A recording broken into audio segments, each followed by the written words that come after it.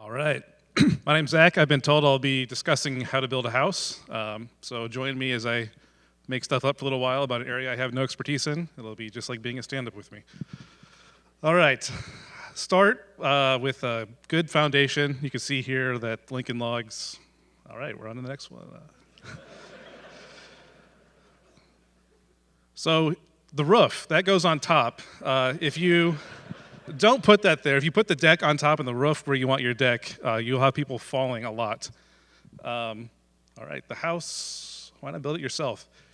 Can't be that hard, right? You go to Menards, get some stuff, lean some boards against each other, nail them together.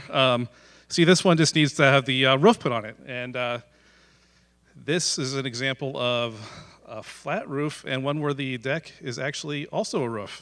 So that's exciting. It's keeping the water right off that porch. All right. This is an example of a house with no basement. So yeah, one of the dangers here is that there's nowhere to go during a tornado. So don't want to do that here. This house has a basement. You can tell by the window in the concrete there. This is the first story. It could have two, maybe three. It's important to use long sticks to support your walls before they're done. Otherwise, they might fall over. And here we have a two-story house with an attic. It's got a nice awning over the front door there. That's important. Some big picture windows. That's great for letting in lots of light. The ranch house. Or maybe there's a second story there.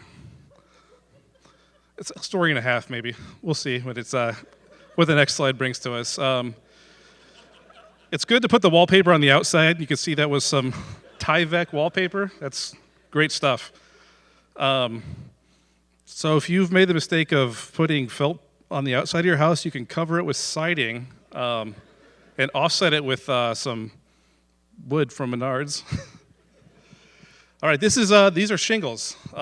They will last until the first tornado comes, and you will have to replace them all, and hopefully you have insurance, because that makes it a lot cheaper to do when that all happens. Okay, here we see Ankeny, Iowa. Lovely driveways, and everything's the same as far as you can see.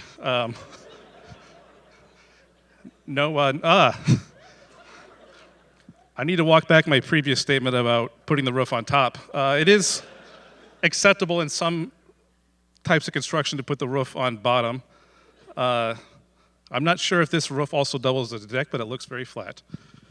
I think this is from Disney World, that tree you walk into when you go to watch the Bugs Life movie. Maybe not. The Chinese characters would tell me otherwise. Yeah, treehouse. Treehouses are great if you don't want to pay for a foundation. It's kind of there for you. This is the example of a house that if you live by a river, you should build this style because it's off the ground when it floods. Park your car under there. It's great. This is an example of a construction style of cobblestone. Stack them up and it can last for centuries, except for the roof. Don't use rocks on the roof. It looks like they are not very stable. Let's see here. A house on stilts. This is like that previous UFO house we saw earlier, just a little bigger, still off the ground for the floodwaters to run through there and keep yourself dry. I think this is actually a software architecture diagram of where we ended up. That wasn't what the blueprint showed, but we got here. Let's see. Oh, another house with upper level balcony.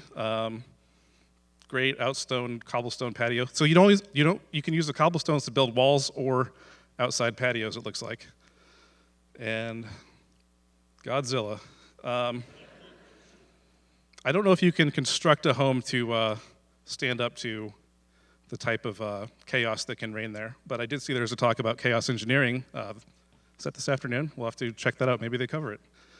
And once you're all done building your house, stand back, admire it, and whatever that motion is that signals you're done, like Mr. SpongeBob is doing. Thank you.